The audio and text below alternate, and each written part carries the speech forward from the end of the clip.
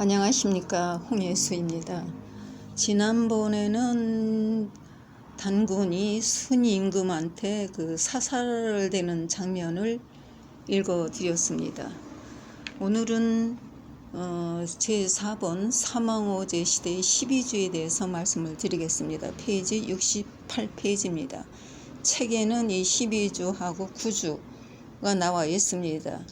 이때 이제 이 황제 때 오성 12주가 있었다는 기록인데, 지가 볼 때는 산해경에 나옵니다. 이 단군께서 여기를 오악을 통솔하셨다는 것으로 나타나고 있습니다.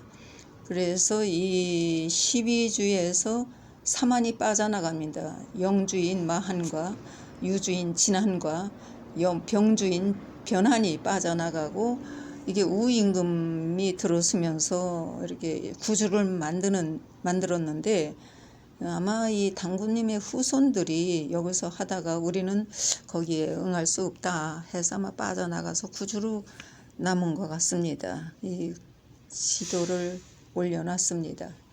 책을 읽어드리겠습니다. 69페이지입니다. 고대 조선 역사 단계에서 조자는 배다라는 배, 그러니까 이거 상령문이 있습니다. 삼신에게 잔 드릴 때 사망시대의 조자가 이제 여기서부터 나옵니다. 조자의 뜻이 담긴 형상인데, 이 상령 문자에서 나타나듯이 배달 조선 시대의 역사도 12주역에서 이루어졌다는 것을 말씀드리고 싶습니다.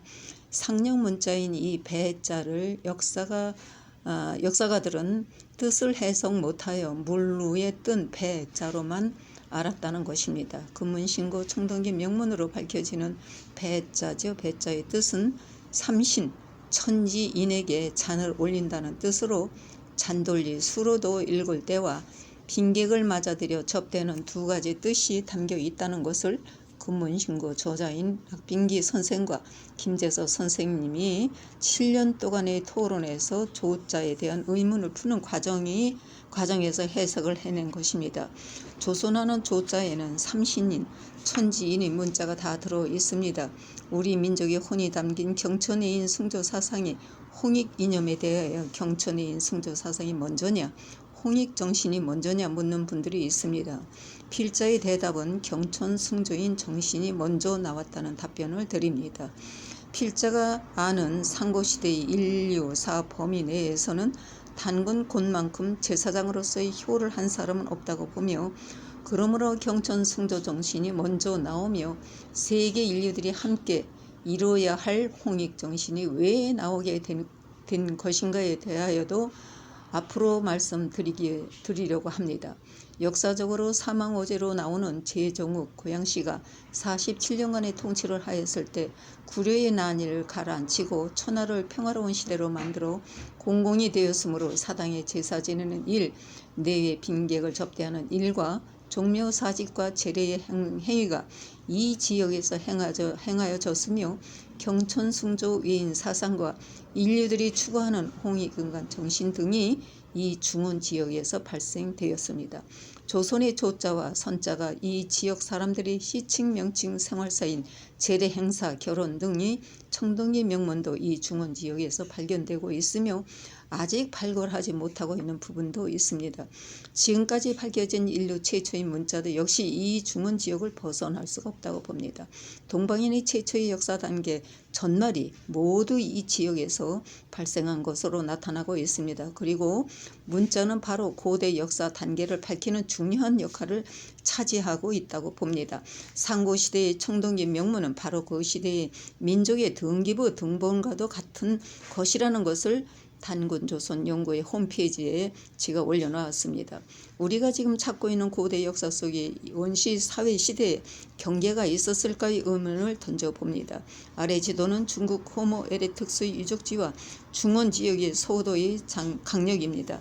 200만 년에서 180만 년 전으로 추정되는 이 지역에서 아열대와 온대의 초원 동물과 대형 잉어의 뼈가 발견되었다고 합니다. 이 지도를 올려놨습니다. 소호도입니다.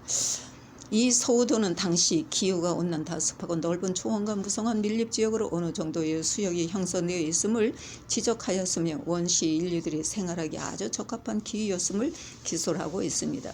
몽고인 종의 조상이라고 하는 호모사피엔스로 대표되는 산정동인이 구석기 시대의 말기에 남녀 8명이 인골 화석이 출토된 것으로 기록하고 있습니다.